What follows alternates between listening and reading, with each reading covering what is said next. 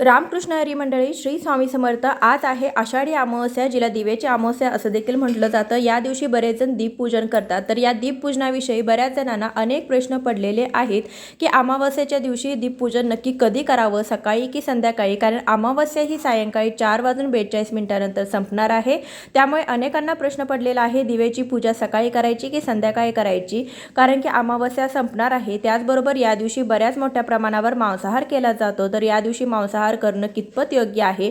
पूजा नक्की कधी करायची? लहान मुलांना नक्की कधी ओवाळायचं? कणकेचे दिवे किती करायचे, कधी करायचे? त्यानंतर हे कणकेचे दिवे आहे ते लहान मुलांना ओवाळण्यासाठी सेपरेट घ्यायचे का?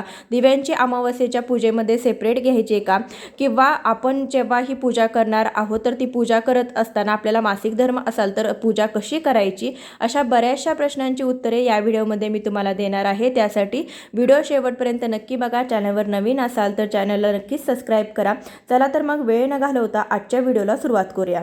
यंदा अमावस्या ही शनिवार दिनांक 3 ऑगस्टला दुपारी 3:50 सुरू होणार आहे. ते रविवार दिनांक 4 ऑगस्टला सायंकाळी 4:42 असणार आहे.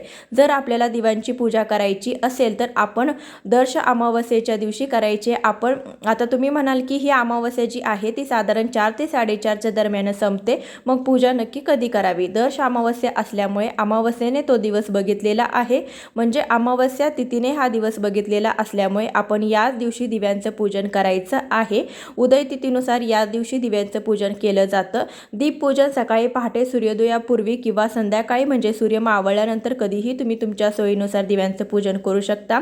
जर तुम्हाला सकाळी करायचं असेल तर शक्यतो सूर्योदयापूर्वी केलं तर चांगलं, कारण की सूर्यप्रकाश पडल्यानंतर दिव्याचं महत्त्व हे शून्य असणार आहे.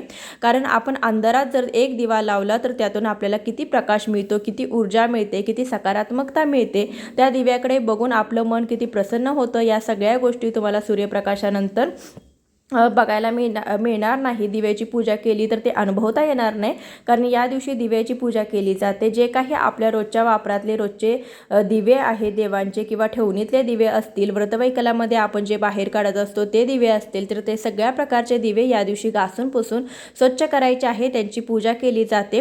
काही ठिकाणी फक्त दिवे घासून पुसून त्यांची पूजा करतात, काही ठिकाणी ते प्रज्वलित केले जातात. पण आपण असे भरपूर दिवे एकदम प्रज्वलित केले तर ते दिसायलाही खूप छान दिसतं आणि एक सकारात्मकता आपल्या घरामध्ये येते. आपल्यालाही बघून खूप छान वाटत असतं. त्यामुळे तुम्ही शक्य झालं तर सूर्योदयापूर्वी दिव्यांची पूजा करा. नसेल तर तुम्ही संध्याकाळी देखील ही पूजा करू शकता. मग तुम्हाला संध्याकाळी वेळच मिळणार नसेल तर तुम्ही दिवसभरामध्ये ही पूजा सकाळी रोजची देवपूजा झाल्यानंतर केली तरी देखील चालेल. परंतु कोणतीही पूजा अगदी मनोभावे अंतकरणाने केली तर ती देवापर्यंत नक्कीच पोचते आणि त्यांचं फळ देखील तुम्हाला मिळत असतं. त्यामुळे तुमची रोजची देवपूजा झाल्यानंतर किंवा तुमच्या घरातली सगळी कामं झाल्यानंतर तुम्हीही तुमच्या सोयीनुसार निवांतपणे ह्या दिव्यांची पूजा करू शकता. दिव्यांचं महत्त्व सांगायचं झालं तर कोणतीही पूजा दिव्याशिवाय अपूर्ण असते. अगदी रोजची देवपूजा असो किंवा रोजची देवपूजा असली तरी सर्वात आधी आपण दिवा लावतो, मग देवाची पूजा करतो. कोणतीही वेगळी व्रतवैकल्याची पूजा असली तरी, एखादी पूजा मांडायची असली तरी देखील सर्वात आधी आपण अग्नीच्या साक्षीने पूजेला सुरुवात करत असतो. त्यामुळे दिव्यांचं महत्त्व हे अनन्यसाधारण आहे. शक्य झालं तर घरातील सगळ्या व्यक्तींनी मिळून दिव्यांचं पूजन करावं. आपल्या लहान मुलांना देखील यामध्ये सामील करावं. त्यांनासुद्धा दिव्यांचं महत्त्व समजेल. कारण कालांतराने आपण अनेक नवीन नवीन गोष्टी शिकत असलो तरीसुद्धा आपली संस्कृती जपणं हे देखील खूप महत्त्वाचं आहे. तर या दिवशी दीपपूजन अवश्य करावं. दीपपूजन करण्याची नेमकी वेळ किती, नक्की कोणत्या वेळेमध्ये दीपपूजन करावं असा प्रश्न देखील बऱ्याच जणांच्या मनामध्ये येतो. तर बघा, दिव्याचं पूजन हे संध्याकाळी दिवे लागणीच्या वेळेस केलं जातं. म्हणजे सूर्यास्त झाल्यानंतर जेव्हा अंधार पडतो त्या अंधारामध्ये दिव्यांची पूजा केली जाते. कथेमध्ये सुद्धा तसंच आहे. अंधारामध्ये दिव्याची पूजा केल्यामुळे आपलं घर हे प्रकाशमान होतं आणि अशा घराकडे माता लक्ष्मी आकर्षित होते आणि या घरामध्ये निवास करते. त्यासाठी संध्याकाळी सूर्यास्तानंतर जेव्हा अंधार पडेल दिवे लागणीला 6 ते 7:30 या वेळेमध्ये, लक्ष्मी येण्याच्या वेळेमध्ये घरातील दिव्यांचं तुम्ही पूजन करू शकता. जर तुम्हाला यावेळी जास्त काम असेल, तुम्हाला शक्य नसेल तर अगोदर तुम्ही पूजा मांडणी करून ठेवू शकता आणि यावेळेस तुम्ही दिव्यांचं पूजन म्हणजे दिवा प्रज्वलित करून धूप दीप अगरबत्ती दाखवून हळदी कुंकू वाहून नैवेद्य दाखवून तुम्ही याची पूजा करू शकता. पूजा करत असताना घरातील मुलांना घेऊन शुभं करोती कल्याणम हा तुम्हाला श्लोक आहे, तो श्लोक म्हणायचा आहे. त्यानंतर कणकेचे दिवे किती करायचे, कधी करायचे, तर कणकेचे दिवे 5, 7, 11 या संख्येमध्ये केले जातात. कधी करायचे तर दिवसभरामध्ये कधीही तुम्ही करून ठेवू शकता. पूजा करते वेळेस ते दिवे तुम्ही वापरायचे आहेत. कणकेचे दिवे जे आहे तर ते लहान मुलांना वेगळे आणि दिव्यांना ओवाळायला वेगळे करावेत का, तर असं काही नाही. कणकेचे दिवे जे आहेत तर ते एकच आपल्याला करायचे. त्याने पहिल्यांदा आपल्या दिव्यांची पूजा करून दिव्यांना ओवाळून घ्यायचं. त्यानंतर जी आपल्या घरातील देवी देवता आहे देवघरातील त्यांना ओवाळायचं. नंतर त्याच दिव्याने आपल्या मुलांना देखील ओवाळायचं आहे आणि त्यानंतर ते दिवे नैवेद्य म्हणून आपण या पूजेमध्ये मांडायचे आहेत. आणि त्यानंतर यातला एखादा दिवा तुम्ही खाऊ शकता आणि उरलेले दिवे गाईला खायला घालू शकता किंवा तुम्हाला जर शक्य असतील तर सगळेच दिवे देखील तुम्ही प्रसाद म्हणून खाऊ शकता. लहान मुलांना नेमकं कधी ओवाळावं, तर लहान मुलांना देखील तुमची ही पूजा झाल्यानंतर तुम्हाला ओवाळायचं आहे. म्हणजे संध्याकाळी दिवे लागणीला ही पूजा केल्यानंतर त्यानंतर तुम्हाला लहान मुलांना ओवाळून घ्यायचं आहे. तर या दिवशी जर मासिक धर्म असेल तर ही पूजा कशी करावी, तर बघा तुम्हाला 3रा 4था दिवस असेल तर तुम्ही ही पूजा करू शकत नाही. तर तुम्ही कशालाही स्पर्श न करता घरातील इतर व्यक्तींकडून किंवा घरातील लहान मुलांकडून देखील तुम्ही ही पूजा करून घेऊ शकता. जर तुम्हाला 5वा दिवस असेल तर तुम्ही डोक्यावरून स्नान करून ही पूजा मांडणी करू शकता. सुतक असेल तर ही पूजा तुम्ही करू शकत नाही. लहान मुलांना किती वाजेपर्यंत ओवाळायचं, तर संध्याकाळी बघा तुम्ही दिवे लागणीपासून ते संध्याकाळी एक 8-10 वाजेपर्यंत तुम्ही कधीही ओवाळू शकता. पूजा करून घ्यायची, त्यानंतर कधीही ओवाळलं तरी देखील चालेल. या अमावस्येला बरेच जण दर्श अमावस्या, सोमवती अमावस्या, दीप अमावस्या, दिव्याची अवस, त्याचबरोबर गतहारी अमावस्या म्हणून देखील ओळखतात. या अनेक वेगवेगळ्या नावांनी या अमावस्येला ओळखलं जातं. पण विशेष करून बरेच जण गटारी अमावस्या या नावाने सुद्धा ओळखतात. पण गटारी हा शब्दच मुळी चुकीचा आहे. गटारी असा उल्लेख चुकून देखील करू नका, कारण तो गटारी नसून गतहारी असा आहे. पण बरीच मंडळी नंतर श्रावण महिना आहे त्यामुळे या दिवशी अनेक जण मोठ्या प्रमाणामध्ये मांसाहार करतात. पण खरे तर या दिवशी आपण मांसाहार न करता आपली संस्कृती जपली पाहिजे. अमावस्येला आपण लक्ष्मीची पूजा करतो, आपल्या घरामध्ये लक्ष्मी येत असते.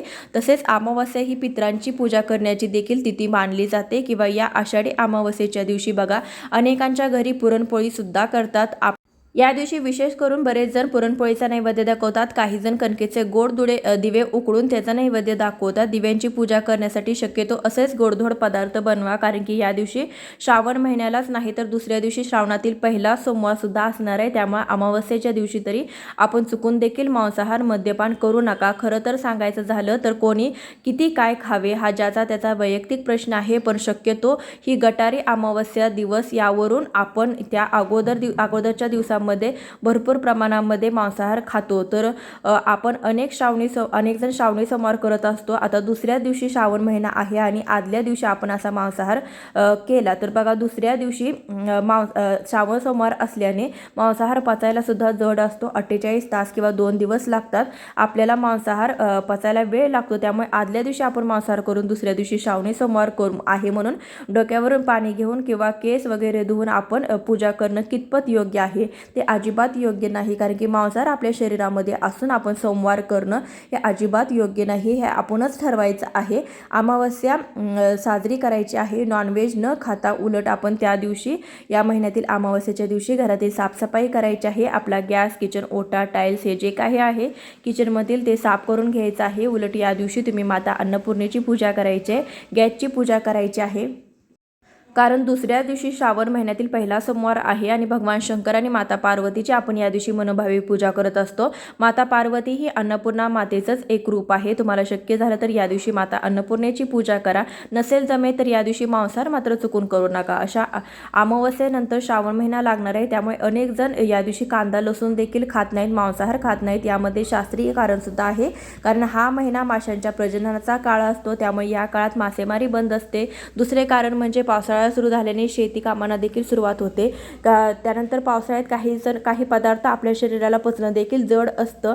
तर या काही कारणांमुळे आपण आपल्या आहारामधील काही पदार्थ हे मागे टाकत असतो. श्रावणामध्ये चातुर्मासामध्ये वेगळा आहार स्वीकारतो. तसेच पावसाळ्याच्या दिवसातून आपल्याला अन्नामधून काही आजार होऊ नये, त्याचबरोबर या काळात पचायला जड असते, त्यामुळे हलका आहार घ्यावा. यामुळे ही प्राचीन काळापासून ही परंपरा केलेली आहे. मांस, मासे, मटण अशा सगळ्या गोष्टी पचायला खूपच कठीण असतात, त्यामुळे या दिवसामध्ये मांसाहार करणं योग्य नसतं. त्याचबरोबर श्रावणामध्ये अनेक व्रतवैकल्ये केली जातात. देवाची मनोभावे उपासना केली जाते, त्यामुळे आपलं मन शुद्ध आणि सात्विक राहावं यासाठी देखील या काळामध्ये मांसाहार वर्ज्य मानला जातो. त्यामुळे तुम्ही सुद्धा अमावस्येच्या दिवशी चुकून देखील मांसाहार करू नका. आपण आपले दीपपूजन करून आपली संस्कृती जपूया. उद्यापासून श्रावण महिन्याला सुरुवात होणार आहे, त्यामुळे श्रावणामध्ये केस कापणे, दाढी करणे अशा देखील गोष्टी केल्या जात नाही. तर आजच्या दिवसामध्येच तुम्ही केस, दाढी वगैरे कापून येऊ शकता. याशिवाय महिलांनी जे पार्लरमध्ये जाऊन काही गोष्टी करणार असाल, केस कापणार असाल, तर या दिवशी करावं. श्रावणामध्ये चुकून देखील केस वगैरे कापू नये. या नियमांचं देखील पालन महिलांनी अवश्य करावं. आजच्या व्हिडिओमध्ये बरेचशा प्रश्नांची उत्तरे देण्याचा प्रयत्न केलेला आहे. अजून तुमच्या काही शंका असतील तर कमेंटद्वारे विचारा. भेटूया अशाच एखाद्या ज्ञानवर्धक व्हिडिओसोबत. तोपर्यंत श्री स्वामी समर्थ.